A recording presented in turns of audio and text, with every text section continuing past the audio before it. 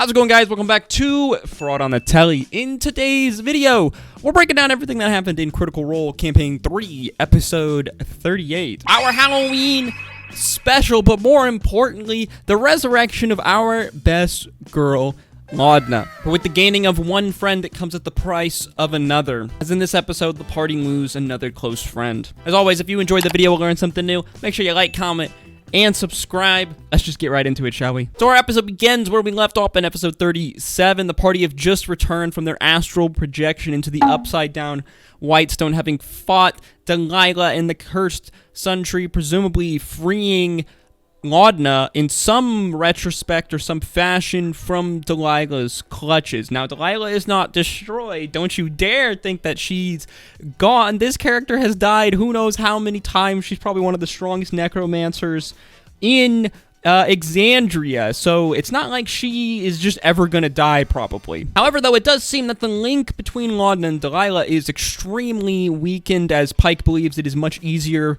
for her to bring Laudna back and not have to worry about bringing Delilah back on accident. So, resurrection ritual time. As many of us know, Matt has a homebrewed resurrection mechanic that differs from the resurrection magic in Vanilla 5e. Matt requires 3 skill checks. The players themselves were actually super surprised here, as they did not think that Matt was going to have to roll for this resurrection ritual. Orem, FCG, and Imogen step forward, giving an offering, having a skill check, which goes pretty horribly wrong. FCG tries to compel Laudna's soul to come back. He rolls a 1. Orem tries to appeal to her. Imogen tries to appeal to her. Only 1 success. So how Matt's resurrection ritual works, from my understanding, is there is a baseline DC of 10, making around a 50-50 chance before the skill checks of resurrection. Now, if your character has been resurrected before, this DC increases by 1 with every resurrection. Something that I really like, because it makes being a character that is revived multiple times feel like it kind of means something outside of having to roleplay it yourself. As imagine the trauma that a character would go through having gone through so many resurrections. Depending on the success and the severity of the success or failure of the skill checks, this DC moves up or down. I believe that the DC finished on an 11 or a 12 if I'm remembering correctly, but luckily Matt rolled the 16. And back Laudna came. I know there was a lot of fans who said they would have been super pissed if Laudna wouldn't came back. Personally, if it was me, I probably would have given Imogen the auto-6 save purely on the roleplay that Laura provided and the connection between the two characters. But it's not my game. I appreciate that Matt sticks to the dice rolls, as that's always fun. No fudging numbers here, it seemed like. And our girl Laudna returns with a bunch of guns and arrows trained on her. Yep, the denizens of Whitestone, specifically Vex and Percy, are a little bit suspicious. Percy specifically so, as he's got a big old new gun that's aimed at Pike's house from outside with a legion of Whitestone guards. Eventually, everyone calms down, though, and we have a really sweet moment as Laudna re-explores her home city, her hometown that has changed so much throughout her life, starting as a kind of quaint town, a place of joy, going to an utter place of despair, and now look at where Percy has made it and brought it today. Also, I'm curious, did Marisha change Laudna's voice here, or was that just me? It seemed like it was a little more British and proper, and I couldn't tell if this was like a play on her original character voice before Matilda, before Laudna got resurrected, because it did seem like there was a voice change there.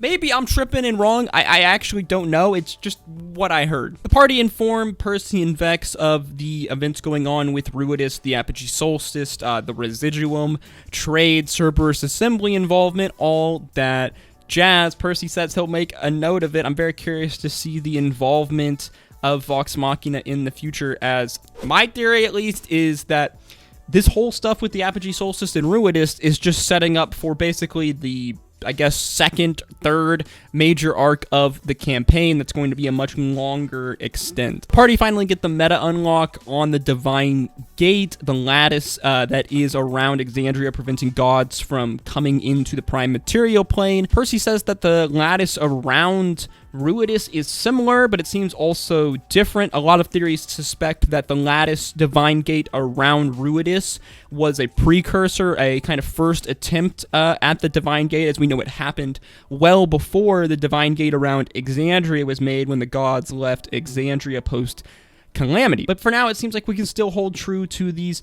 two mysterious, vanished gods being somehow imprisoned within the moon of Ruidus, which is possibly in its own plane. Fern has probably the best role of the night, as she managed to convince Percy to make Mr. her demon monkey a tiny gun. The party really weren't rolling great tonight. They haven't been rolling great for a while now. I guess last episode they had some good rolls, but the roll luck has been really, really bad for our cast lately, which doesn't bode well for upcoming events. Vex gives Laudna her ring of protection. Laudna also really has a cool kind of moment scene with the Sun Tree here in Whitestone. Obviously, she's intrinsically linked with the Sun Tree, the whole hanging scenario, the resurrection scenario, the Sun Tree just kind of symbolizing Whitestone as a whole, really. It is, after all, basically Pelor's child, so it is divine in some kind of way. Laudna reveals her new form of dread, revealing some kind of strange tree branches that kind of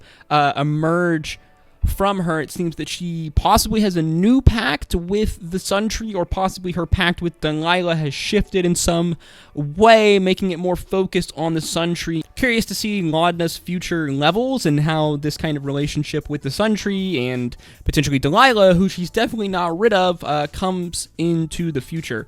I really wish Marisha and Laudna had kind of more of a role to play throughout all of these scenes and these resurrections and stuff. It feels like all this stuff was kind of done to her as a character, and I loved all of the scenes after she was revived. It was really heartwarming, and it was also just really cool seeing this character kind of come full circle on their tiny journey, one filled with immense amount of trauma, and then returning back to the source of the trauma under this new, brighter light. And her connection with Percy, while Percy is very standoffish, it's something kind of pure there. They are one and the same in many ways. Yeah, I really just wish that Marisha had maybe a bit more of a part to play, especially when they were in the Upside Down Whitestone. But hey, that's just me. Also, big round of applause here to Matt. Percy Vex impressions on point. Really felt like I was hearing Vex and Percy talk with the way he was speaking, his accent, his inflection on his voice. Mwah. It was just really good stuff. Pike as well, too, obviously. Party rests. FCG finally gets to share one of Imogen's dreams with her as Imogen wakes up surrounded by red mist once again. This time it's different, though. It's almost as if she's in her home, the place where the storm and the dream always starts, but the dream is much more thicker. The dust is harder to see. She flies up into the air with FCG, trying to get a lay of the land, but she can't see much when she sees a larger male figure, at least the shadow of a male figure, a warrior type. She tries to follow it, but it steps into the veil, disappearing. This is very similar to when she saw Bertrand die in her dreams, and Imogen fears the worst. She fears that it's Eshteross. I just want to say this again. The amount of roleplay that Death can provide in D&D is amazing. We got this whole huge side arc tangent, huge crossover with Vox Machina, this amazing return to Whitestone, super cool story for Marisha and Laudna, all because of a player character, Death. Just let that sink in, man. Not all player character death is bad. Obviously, we want resurrection, but just look at the crazy awesome roleplay and story that was told from this death. Oh yeah, in Imogen's dream as well, there is a point where the sky, the storm around her opens up, and she sees a sea of stars. It is then we realize that Imogen's dream is taking place on Ruidus. Probably not actually.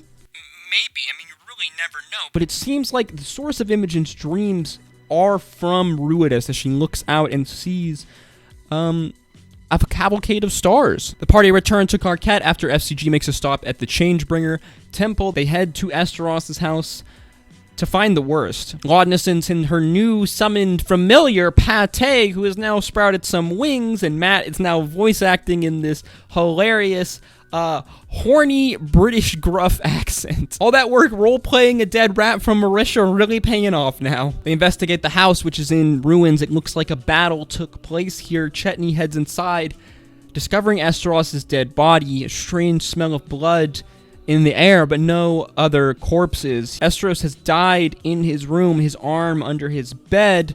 Chetney retrieves a lockbox that it looks like Eshteross was searching for. Inside a bunch of letters, one addressed to Bell's Hells, where he apologizes and talks about his death, as well. There's a page with his cookie recipe, and finally a will where he gives to them his blade and a skyship. Orem recognizes the strange blood smell to be the toxin that was used on his husband that prevents people from being revived. As well, Chetney also could faintly smell the smell of Otahan's blood, and it can be presumed that the reason there were no bodies found in the mansion is because they were the shadow assassins that just fade into nothingness after they're killed. This is where our episode ends. Matt really tried to rush our party back onto the main story here. I saw some people complaining about this, but I mean, there's a lot that the party has to get done, and we only have, what, like 4 or 5 episodes of Critical Role Campaign 3 for the rest of 2022. Yeah, that 1 episode break they take at the end of the month is really starting to hurt now.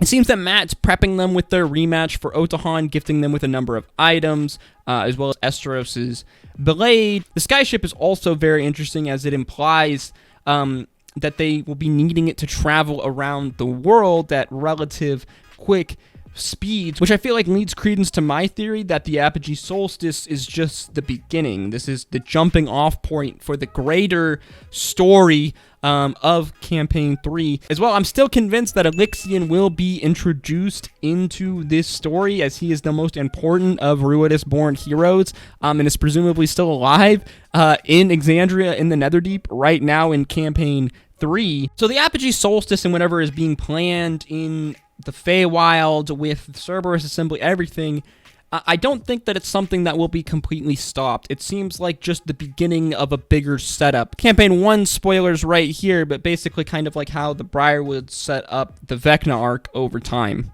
Obviously, I could be wrong. It's super hard to predict Matthew here, but that's just what it looks like to me. Overall, a pretty great episode. Like I said, I really wish we could have gotten more Marisha Laudna involvement across this whole arc to resurrect her, especially in this episode, but it was a really kind of heartwarming episode. I'm really glad to see Laudna back. That resurrection ritual was touch and go, but this is why raising the stakes and having the potential for failure makes it just feel so much more meaningful. I know that there's some people on Reddit complaining that the resurrection was just kind of glossed over, which maybe in a little bit it was. It felt impactful, but maybe not as impactful as it could have. But at the end of the day, not everything can be perfect. I'm just happy Laudna's alive, and obviously there's bigger things afoot as the Apogee Solstice is nearer and nearer. I mean, it's been almost a week, 2 weeks now, so what? We have maybe 2 weeks until the Apogee Solstice, possibly 3. I'm sure there's someone keeping count. Crit roll stats for sure. Overall, awesome episode. Can't wait to see what is in store with Ruidus and all of this mystery that we've been